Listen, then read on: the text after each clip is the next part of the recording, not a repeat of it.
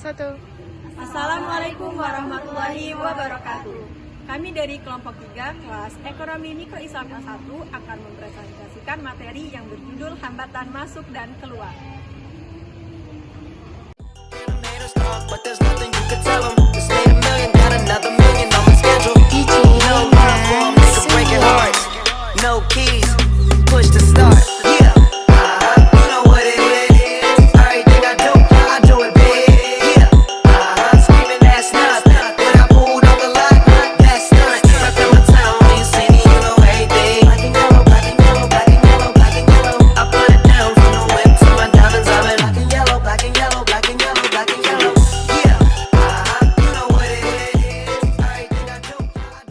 Strategi bersaing, hambatan masuk dan keluar industri kelompok 3.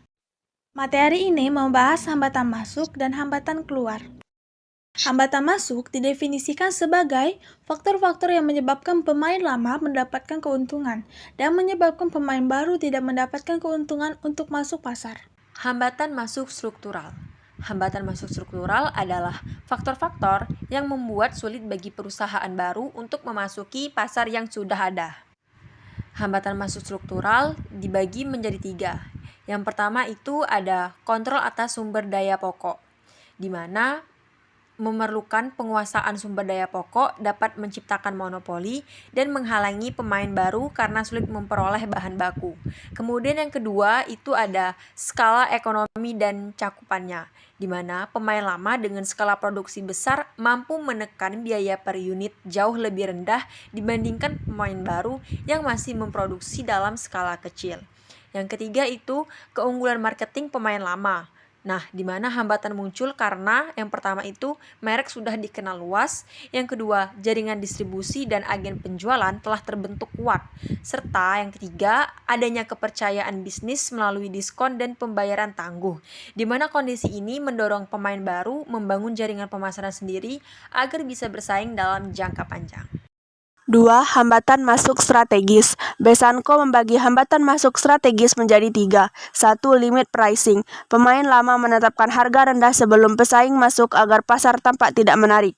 2. Predatory pricing. Pemain lama menurunkan harga setelah pesaing masuk untuk menyingkirkannya. Keberhasilannya tergantung pada 1. Reaksi pesaing. Rasulullah SAW tidak terpancing menurunkan harga. 2. Kekuatan modal. Modal lemah justru merugikan pelaku. Ketiga, pemahaman struktur pasar. Harga rendah tidak selalu menjamin penguasaan pasar. 3. Capacity expansion atau excess capacity. Pemain lama dengan kapasitas produksi berlebih dapat menetapkan harga rendah karena biaya rata-ratanya sudah efisien akibat skala ekonomi. Menurut Marvin Lieberman, ada beberapa syarat agar strategi excess capacity berhasil. Pemain lama mampu mempertahankan keunggulan biaya rendah atau sustainable cost advantage, pertumbuhan pasar lambat sehingga kapasitas berlebih tidak cepat terserap. Investasi kapasitas bersifat sunk cost membuat pemain lama tetap bertahan dan siap menghadapi perang harga. Pemain baru tidak memiliki reputasi kuat atau keinginan membangun citra sebagai pesaing tangguh, reputation for toughness. Bagi pemain baru, ada 2 strategi masuk pasar. 1. Cara keras, membangun reputasi sebagai pesaing tangguh agar pemain lama menganggapnya ancaman serius. 2. Cara lunak, masuk pasar secara perlahan untuk menunjukkan bahwa kehadirannya tidak mengancam keuntungan pemain lama. Pendekatan lunak ini disebut judo economics, yaitu strategi pemain kecil yang memanfaatkan ukurannya untuk keuntungan sendiri agar dapat bertahan di pasar. Hambatan keluar. Bila harga keseimbangan pasar tercapai, yaitu pada saat biaya marginal atau MC sama dengan pendapatan marginal atau MR, maka perusahaan akan membandingkannya dengan biaya rata-rata atau AC untuk menentukan apakah perusahaan memperoleh laba, impas, atau rugi. 1. Harga masuk atau entry price. Perusahaan membandingkan harga pasar dengan biaya total rata-rata atau ATC. Jika harga pasar lebih dari ATC, maka perusahaan akan masuk ke pasar karena memperoleh keuntungan. Kondisi ini disebut sebagai harga masuk atau entry price.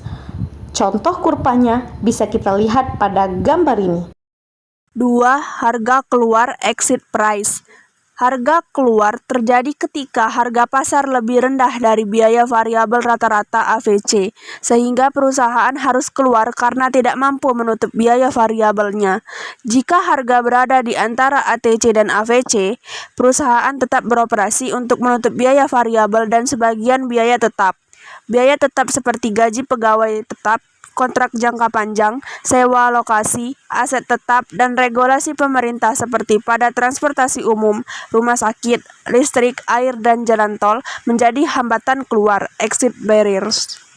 Kesimpulan yang bisa kita dapatkan pada materi ini adalah bahwasanya hambatan masuk muncul ketika pemain baru sulit memasuki pasar karena pemain lama menguasai sumber daya penting, memiliki skala ekonomi, serta keunggulan pemasaran, atau menggunakan strategi seperti limit pricing, predatory pricing, dan ekspansi kapasitas untuk mempertahankan dominasinya. Di sisi lain, hambatan keluar terjadi ketika perusahaan sulit meninggalkan pasar karena harus menutupi biaya variabel dan sebagian biaya tetap. Sementara biaya tetap seperti kontrak jangka panjang, aset, dan regulasi membuat proses keluar menjadi mahal.